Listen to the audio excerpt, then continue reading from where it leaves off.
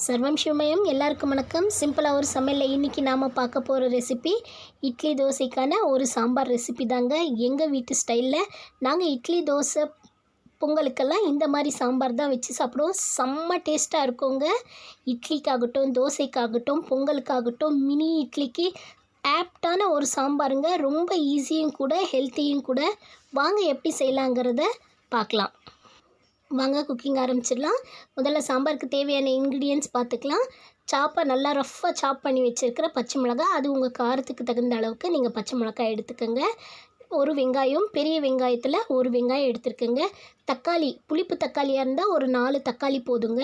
இதுவே பெங்களூர் தக்காளியாக இருந்தால் ஒரு 4லேருந்து 5. இப்போ நான் சொல்கிறது ஒரு 4 பேர் இருக்கிற அளவுக்கு சாம்பாருக்கான ரெசிபி. ஒரு பூண்டுங்க, முழு பூண்டு ஃபுல்லாக உரித்து வச்சுருக்கேங்க. தாளிக்கிறதுக்கு கொஞ்சம் பொடிசாக நறுக்கின வெங்காயம், கொத்தமல்லிங்க. தக்காளி பாருங்கள் நல்லா ரெட்டிஷாக இருக்குது. இந்த மாதிரி இருந்தால் சாம்பார் நல்லாயிருக்குங்க.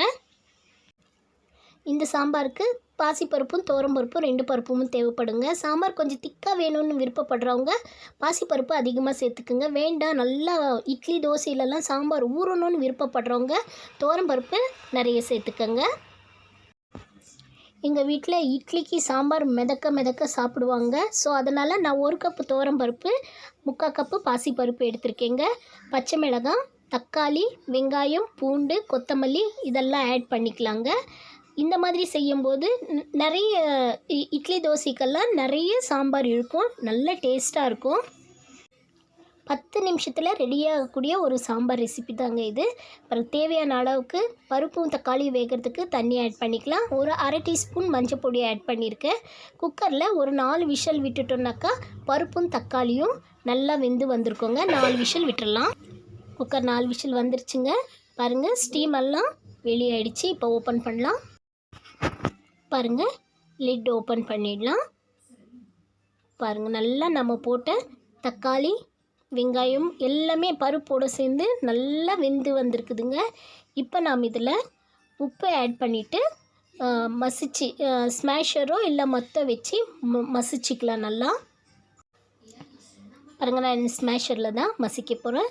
நல்லா டைட்டாக பிடிச்சி அழுத்தி நல்லா மசிச்சு எடுத்துக்கலாங்க. இந்த மாதிரி நல்லா மசிச்சு எடுத்தோம்னாக்கா தக்காளி, பருப்பு எல்லாமே நல்லா மசிஞ்சிடுங்க. மிக்சியில் போட்டால் ரொம்ப குழன்னு ஆகிடும். ஸோ இந்த மாதிரி மொத்தம் ஸ்மேஷர்லேயே மசிச்சிக்கலாம். பாருங்கள், நல்லா இந்த மாதிரி நல்லா மசிஞ்சிருச்சுங்க. சூப்பராக மசிஞ்சிருச்சு. இப்போ இதில் ஒரு சின்ன தாளிப்பு ஆட் பண்ணிக்கலாம். ஒரு தாளிப்பு கரண்டி ஸ்டவ் மேலே வச்சுட்டு ஸ்டவ் ஆன் பண்ணிவிட்டு எண்ணெய் ஆட் பண்ணிக்கலாங்க. எண்ணெய் நல்லா சூடானதும் 1 டீஸ்பூன் அளவுக்கு கடுகு ஆட் பண்ணிக்கலாம். கடுகு நல்லா பொரிஞ்சதும் 1 டீஸ்பூன் அளவுக்கு ஜீரகம் சேர்த்துக்கலாம். ஜீரகம் சேர்த்த உடனே 1 டீஸ்பூன் அளவுக்கு வெந்தயத்தையும் ஆட் பண்ணிக்கலாம்.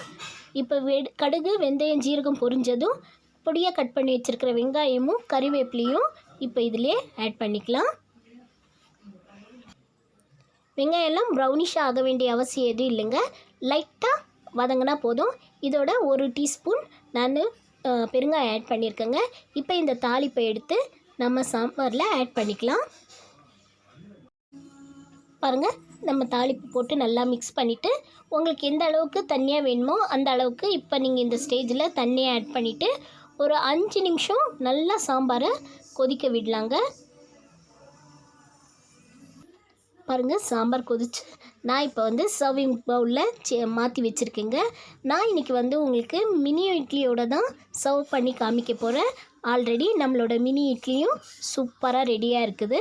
வாங்க நம்ம இதை தட்டில் ட்ரான்ஸ்ஃபர் பண்ணிக்கலாம். பாருங்கள், நான் ஆல்ரெடி எல்லாத்தையுமே ஒரு தட்டில் அழகாக அரேஞ்ச் பண்ணி வச்சுருக்கேங்க. இப்போ நாம் பண்ண இந்த இட்லி மேலே நல்ல சாம்பார், சுட சாம்பாரை நல்லா ஒரு 3லேருந்து 4 கரண்டி சாம்பார் நல்லா ஊற்றிக்கங்க. நல்லா இட்லி மேலே 4 கரண்டி சூடான சாம்பாரை ஆட் பண்ணிவிட்டு வடிவேல் சார் டைலாக் மாதிரி 1 ஸ்பூன் நெய்யை நல்லா அது மேலே ஊற்றி விட்டுட்டு நல்லா பொடியாக நறுக்கி வச்சுருக்கிற வெங்காயத்தை நல்லா மலைச்சாரல் மாதிரி அது மேலே தூவி விட்டுட்டு அதுக்கப்புறம் துருவி வச்சுருக்கிற கேரட்டையும் எடுத்து அப்படியே மேலாப்ப பரப்பரன்னு தூவி விட்டுட்டு பொடியாக நறுக்கின கொத்தமல்லியும் எடுத்து அப்படியே மேலே போட்டு சாப்பிட கொடுத்து பாருங்கள்.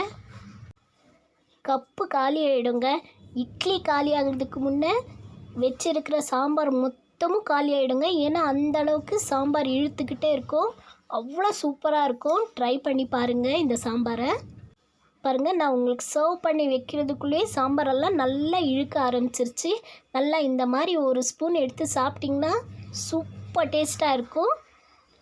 இந்த சாம்பார் ரெசிபி சின்னவங்கலேருந்து பெரியவங்க வரலும் நல்லா விரும்பி சாப்பிடுவாங்கங்க. தோசை, இட்லி, பொங்கலுக்கெல்லாம் ஆப்டான ஒரு சாம்பாருங்க. ட்ரை பண்ணி பாருங்கள். இந்த வீடியோ உங்களுக்கு பிடிச்சிருந்தா ப்ளீஸ் லைக் பண்ணுங்கள், ஷேர் பண்ணுங்கள், கமெண்ட் பண்ணுங்கள். மறக்காமல் சப்ஸ்கிரைப் பண்ணி என்னை சப்போர்ட் பண்ணுங்கள். தேங்க்யூ ஃபார் வாட்சிங் மை வீடியோ சிம்பிளாக ஒரு சமையல். தேங்க்யூ.